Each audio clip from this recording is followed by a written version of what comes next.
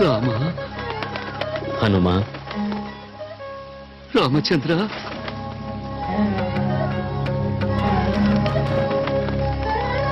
రామ, సీతారామ ప్రభో పాహి మాం, పాహి మాం. దయానిలయ, మీ కొరకు అన్ని లోకములలో గాలించి తిని నన్నేలు తండ్రి, నన్నేల వదిలి వచ్చితివి. ప్రభు, మరల ఈ వనవాసమేమి, ఈ నారచీరలు ధరించుటయేమి?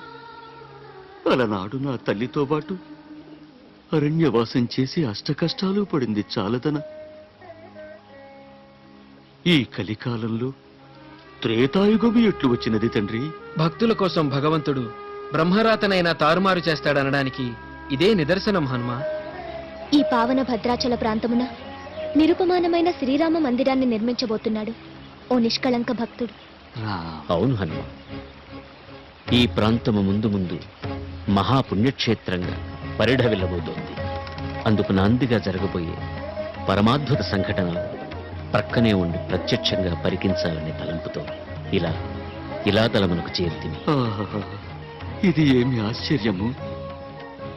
అన్ని ఆశ్చర్యములకు నిలయమైన అసలు కథ ఇప్పుడు మొదలవుతుంది.